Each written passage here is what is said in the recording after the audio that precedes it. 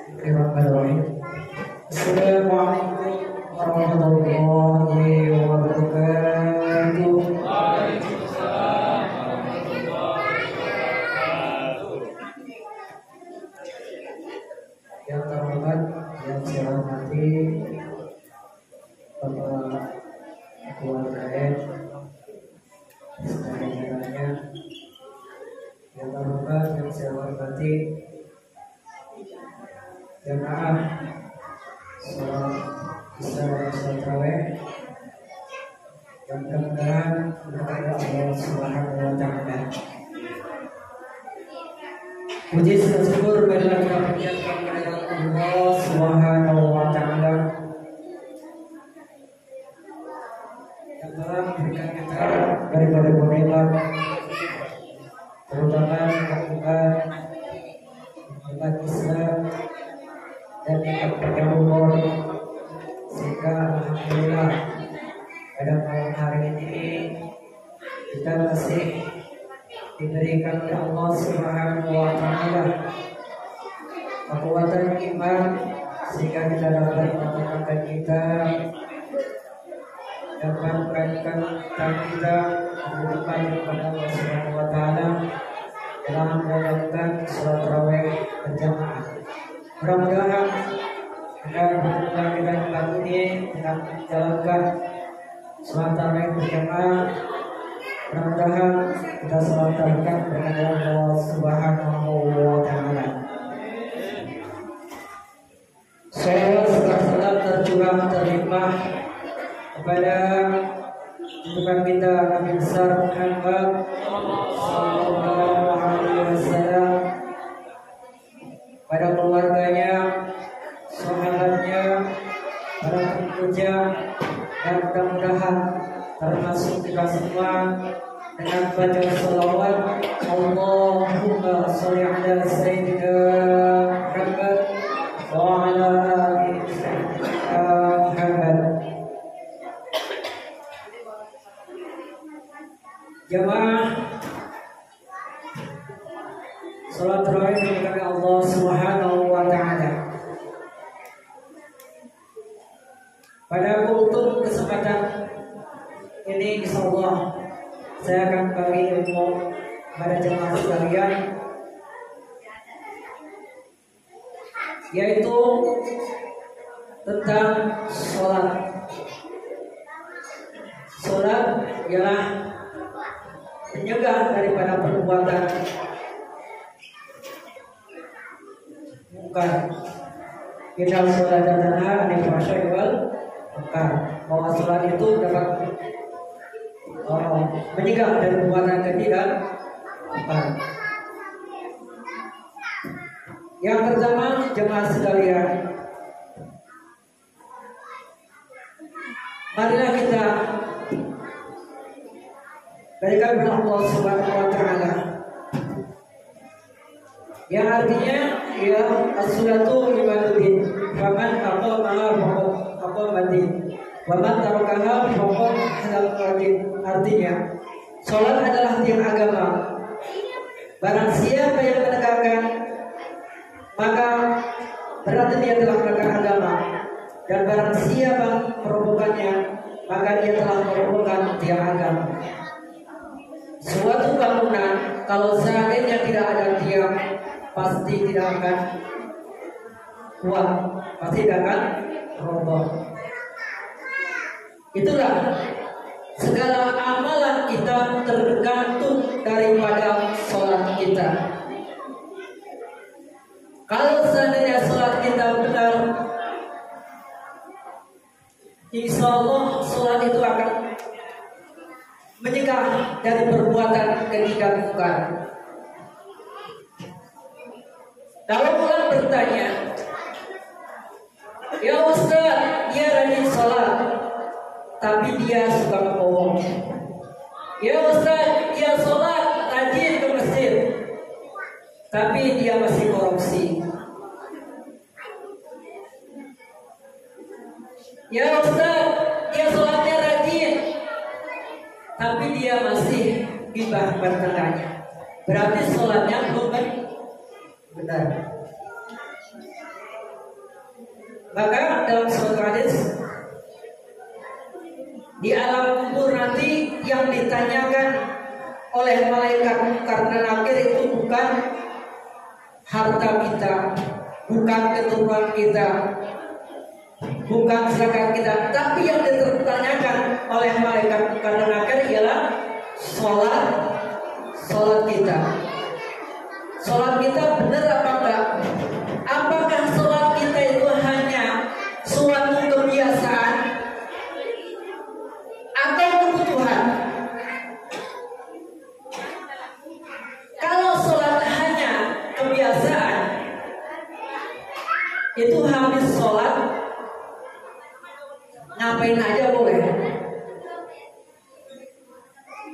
Habis sholat nyolong sendal, berarti sholatnya enggak benar. Makanya di dalam kitab Ihya Ulumuddin dijelaskan, yaitu kitabnya Imam Al-Ghazali, ya, yang menjelaskan tentang makna atas nilai yang seharusnya dan terhidup dalam sholat. Itu yang pertama ada 5. Ada 5.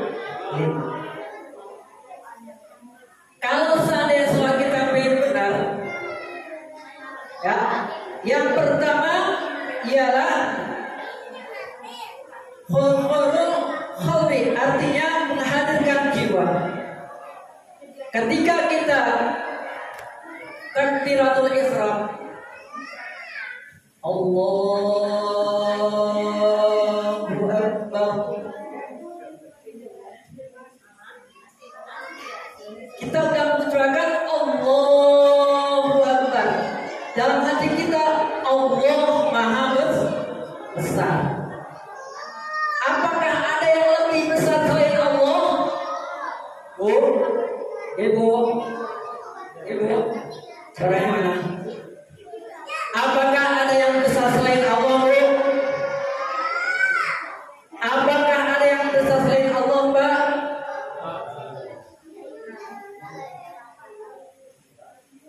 Kita tanamkan dalam jiwa kita bahwa tidak ada yang besar selain Allah.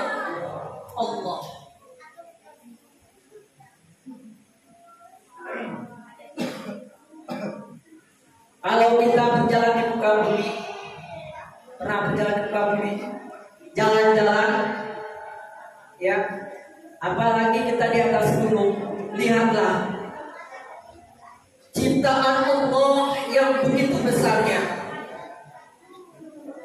semua kelihatan.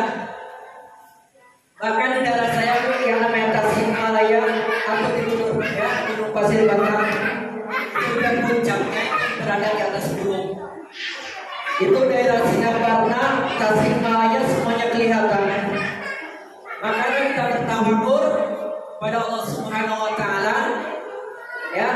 Kalau kita melihat ciptaan Allah yang begitu indahnya, kita ucapkan apa, Bu? Kalau kita melihat ciptaan Allah yang begitu indahnya, begitu bagusnya, apa yang kita ucapkan? Masya Allah. Ya. Tidak ada yang besar selain Allah. Kita ciptakan Allahu Akbar. Itulah ketika sholat yang pertama adalah niat.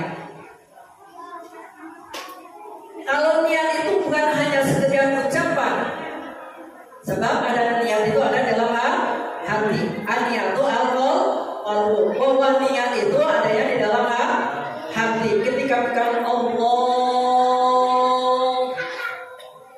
sebelum Allah hadir di dalam jiwa kita, sebelum Allah hadir dalam hati kita, ya, jangan tangan kita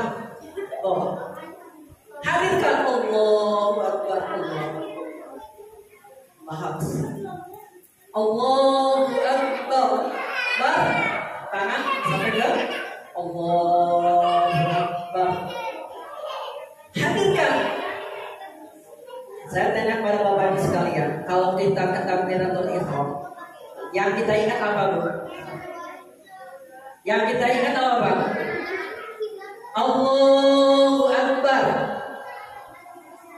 Kadang-kadang kalau kita ingat yang besok belum beli baju lebaran, besok belum mudik, ya ojek tinggalan dan lain sebagainya. Itulah kita ketika kita mengucapkan takbiratul ihram itu banyak sekali godaan-godaan kita dalam sholat. Maka sebelum sholat disunahkan ada yang kalibah dulu sabit qalbi ala ini. Itu disunahkan terlebih dahulu supaya kita terhindar dari godaan setan atau aku berbinas dan lain sebagainya. Untuk apa? Supaya kita terhindar dari godaan setan. Yang pertama ialah menghadirkan Allah di dalam hati kita. Jangan ingat yang lain. Sholat itu yang pertama. Lalu yang kedua, kata Imam Al-Ghazali,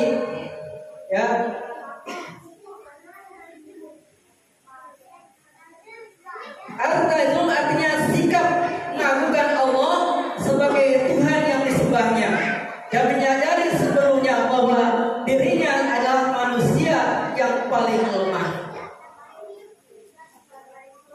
Kalau kita sudah sholat kepada Allah Subhanahu wa Ta'ala, kita merasa rendah diri, gak ada apa-apanya, gak ada sesuatu pun yang kalau kita dibandingkan,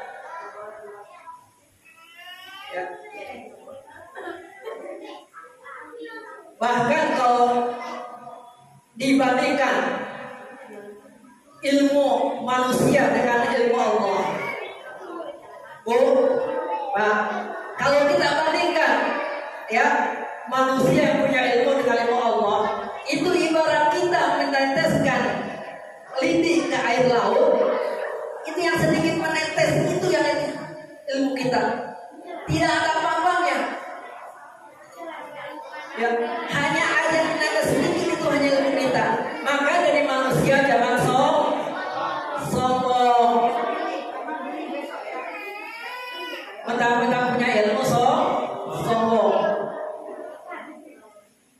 Nggak ada yang patut disombongkan di depan Allah Subhanahu wa Ta'ala. Ada manusia yang paling sombong siapa? Pak, ada yang manusia yang paling sombong? Fir'aun. Dialah manusia yang sombong. Bahkan dia mengaku dirinya sebagai Tuhan. Sebagai Tuhan. Apa yang terjadi? Akhirnya dia ditenggelamkan oleh Allah Subhanahu wa Ta'ala.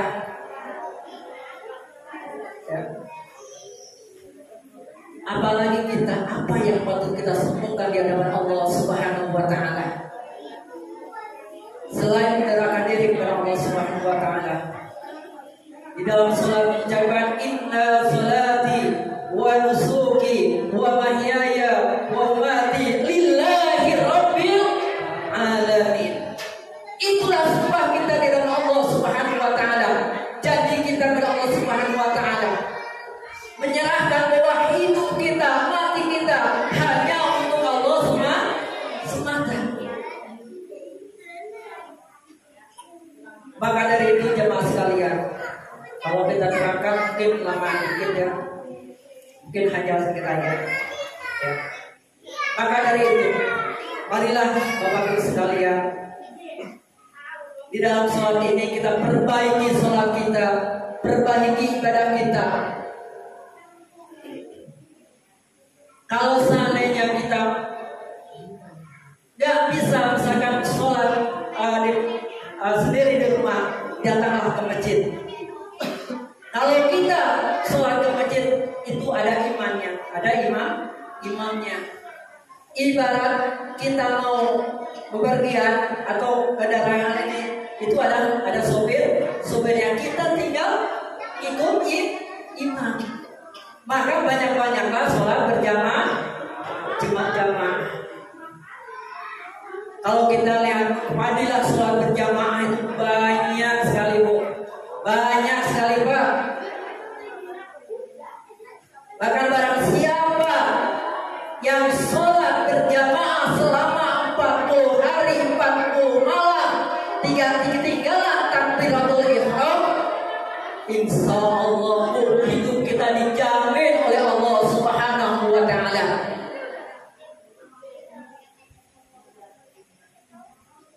Maka dari itu, dari sekarang perbaikilah sholat kita. Jangan sampai kita dalam Al-Quran disebutkan jangan jadi pendusta agama. Siapakah itu orang yang mendustakan agama? Selain menghardik anak yatim, yaitu fawailul lil musolli, orang yang lalai di dalam sholatnya. Dia sholat, dia ibadah, tapi lalai. Itu hanya lalai apa? Kita sholat, tapi hatinya kemana? Dia sholat, tapi dia tidak ingat sama Allah, tapi ingat sama orang yang lain. Maka disebut fawailul lil musolli, orang yang mendustakan agama. Jangan sampai kita jadi pendusta agama. Sholatnya bohong, puasanya bohong, zakatnya bohong, ibadahnya bohong. Karena apa? Fawailul lil musolli, orang yang lalai di dalam sholatnya. Maka dari mulai sekarang, marilah kita perbaiki sholat kita, perbaiki ibadah kita, perbaiki bacaan sholat kita. Mudah-mudahan dengan kita memperbaiki sholat kita, mudah-mudahan kita dibukakan oleh Allah Subhanahu wa Ta'ala. Yang terakhir, di dalam hidup ini kita jangan lupa dari 4. Yang pertama, kita harus belajar syariat. Apa Bu? Syariat, belajar agama, supaya kita tahu mana yang membatalkan sholat, mana perlunya sholat, mana yang membatalkan sholat, mana rukunnya sholat. Kita biar tahu, namanya syariat. Yang kedua, kita harus belajar rekat atau jalan, supaya kita tahu jalan yang mana harus kita tempuh. Ada jalan ke kiri, ada jalan yang ke kanan, mana yang harus jalan kita tempuh. Harus belajar torekat. Yang ketiga, harus belajar ma'rifat, supaya kita tahu siapa yang kita sembah. Jangan sampai kita beribadah tapi kita nggak tahu siapa yang kita sembah. Itu namanya ma'rifat. Maka dari skala yang kecil kita belajar ma'rifat atau belajar atas yaitu sifat-sifat Allah, wujud dan bapak, mukhalaful adil dan sebagainya. Itulah ma'rifat, supaya kita tahu siapa yang kita sembah. Yang terakhir, kita harus belajar hakikat, bahwa yang kita lakukan selama ini, yang kita beribadah kepada ini, ada semuanya hakikatnya karena Allah. Atas izin Allah kita bisa belajar di sholat berjamaah. Itu hakikat, ada syariat, ada hakikat. Itu yang terakhir. Mudah-mudahan dengan kita sholat, kita dengan belajar syariat, belajar ma'rifat, belajar rekat, mudah-mudahan kita tahu jalan-jalan menuju surganya Allah Subhanahu wa Ta'ala. Saudara kita Hafiz, dia pakai jalannya, yaitu dengan jalan pesantren. Itu jalan supaya dia tahu jalan mana yang dia tempuh, atau ke kiri atau ke kanan. Jalan yang baik dan jalan yang buruk. Mudah-mudahan jemaah sekalian dimudahkan oleh Allah Subhanahu wa Ta'ala dalam beribadah kepada Allah Subhanahu wa Ta'ala, terutama yaitu tentang sholat. Perbaikilah sholat kita. Mudah-mudahan dengan memperbaiki sholat kita, mudah-mudahan ibadah kita, mudah-mudahan diterima oleh Allah Subhanahu wa Ta'ala, dan mudah-mudahan kita semua dapat berkumpul bersama-sama di surga oleh Allah Subhanahu wa Ta'ala. Kurang dan lebihnya dan mohon maaf yang sebenarnya. Akhirul kalam,